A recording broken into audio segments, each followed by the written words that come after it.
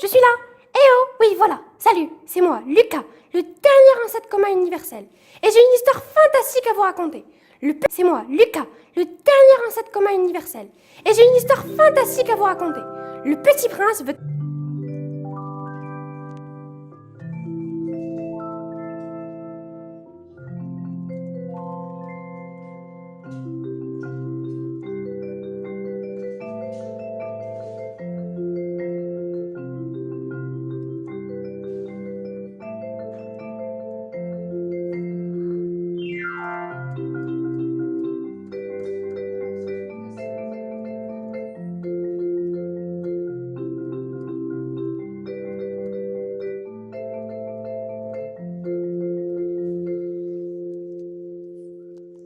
Petit prince, as-tu un père?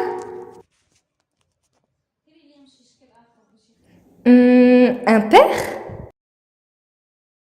Bien, je vais t'emmener voir le père de l'évolution. Il s'appelle Charles Darwin.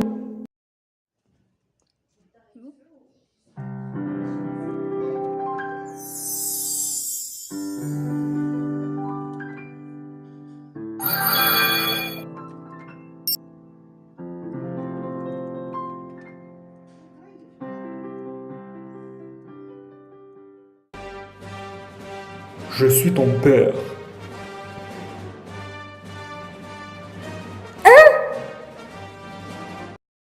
Mais non, celui de l'évolution.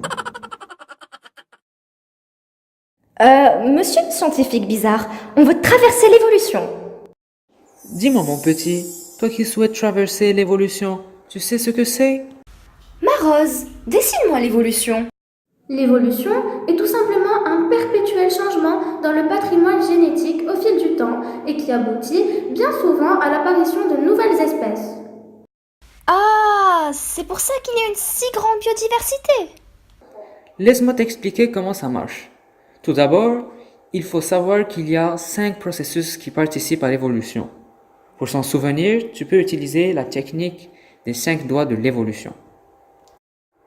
Mais dis-moi mon petit, tu sais comment s'appellent les 5 doigts de la main? Mais oui, monsieur Darwin, c'est le pouce, l'index, le majeur, l'annulaire et l'auriculaire. Et tu sais les dire à l'envers? Le majeur, l'annulaire et... On commence par ton petit doigt, l'auriculaire.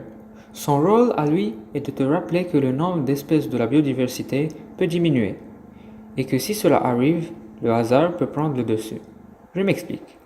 Si, par exemple, seulement 8 individus survivent à une épidémie, alors seuls leurs gènes vont représenter ce processus qui constitue un mécanisme de l'évolution et explique le changement de la biodiversité.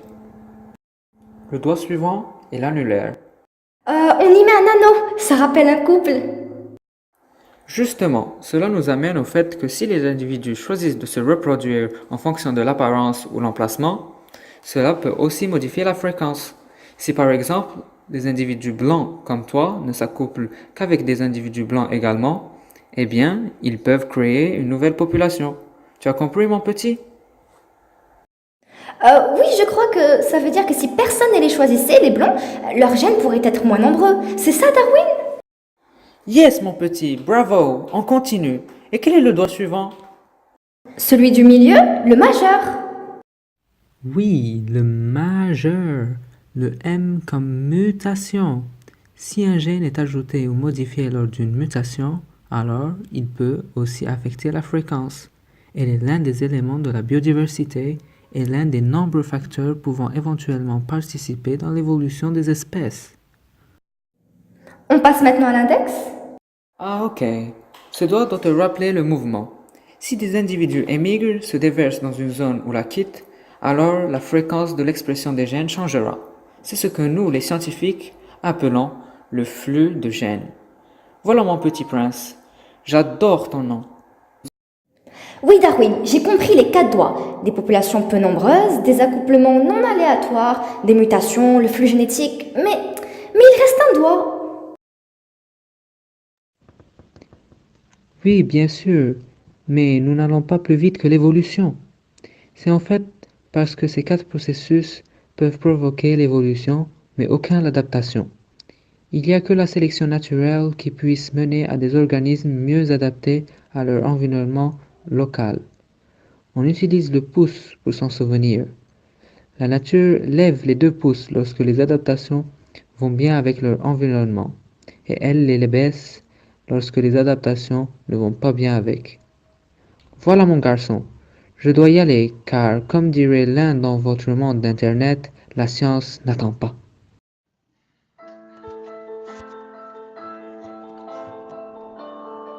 Maros, que se passe-t-il? Où sont passés les dinosaures?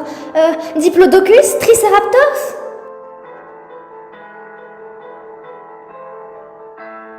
Maros, que se passe-t-il? Nous sommes la période du Jurassique, à moins 65 millions d'années, c'est-à-dire la fin du Crétacé. Une crise biologique majeure a décimé un grand nombre d'espèces animales et végétales, dont les dinosaures. Une crise biologique? Oui, ce sont des périodes pendant lesquelles il y a une disparition majeure des espèces à cause des catastrophes naturelles énormes. Des périodes, donc il y en a eu plusieurs. En réalité, mon petit scientifique, il y en a eu 5 et... Maros, que se passe-t-il? Comme je te l'ai dit précédemment, dans cette crise biologique, les végétaux ont également été victimes. En effet, la disparition de la flore et des changements de conditions de vie causés par les bouleversements climatiques ont été à l'origine de cette crise de biodiversité du Jurassique. Nous vivons alors ce que nous a expliqué Monsieur Darwin. La sélection naturelle, les espèces qui s'adaptent le mieux se reproduisent le plus. C'est tout à fait ça, mon petit. Et maintenant, peux-tu refermer mon bocal? Alors, ça a été? Oui, j'ai découvert plein de nouvelles choses. Viens voir, approche. J'ai une dernière chose à te montrer. Ceci est la 6e crise biologique. C'est ce qui risque d'arriver si nous continuons ainsi. Plusieurs milliers d'espèces ont déjà disparu et plusieurs disparaîtront encore, car elles sont très menacées par nos activités polluantes. Heureusement, certains d'entre nous prennent conscience. I care about being popular. I care about climate justice and a living planet.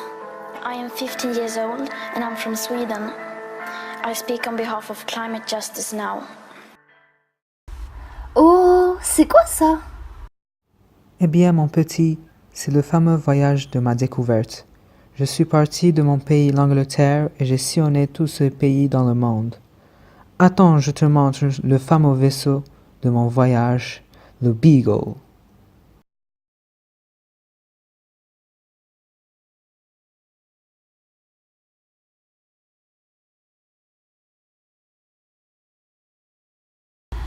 Oh, mais tu dessines bien les animaux, Darwin, c'est super. Mais non, ce sont les croquis qui montrent l'évolution chez notre espèce. Regarde, le front, le menton, ça a changé, tu vois? Mais c'est un sacré voyage, c'est fantastique. Je voulais être avec toi.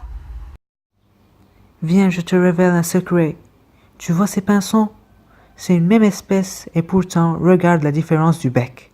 Robuste chez les pinceaux de Galapagos, qui sont nourris de graines, alors que son frère en Angleterre possède un bec fin parce qu'il se nourrit d'insectes dans les arbres. Tu vois le génie de la vie? Les êtres vivants s'adaptent à leur milieu et celui qui ne s'adapte pas, eh bien il périt. C'est ce que j'ai appelé dans mon livre Les origines des espèces, la sélection naturelle. Mais tu en sais les choses, Darwin. Monsieur le père de l'évolution. Allez mon petit, va lire mon livre.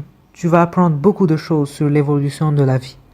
Oh, je vais essayer de m'adapter quand même. Et toi aussi, ma Rose, hein? Le petit prince s'exécuta et se souvint des paroles de son ami le renard. C'est le temps que tu as perdu pour ta rose qui fait ta rose si importante. Il aimait sa rose. Il ne laissera pas une crise biologique la lui emporter. Alors, il marcha.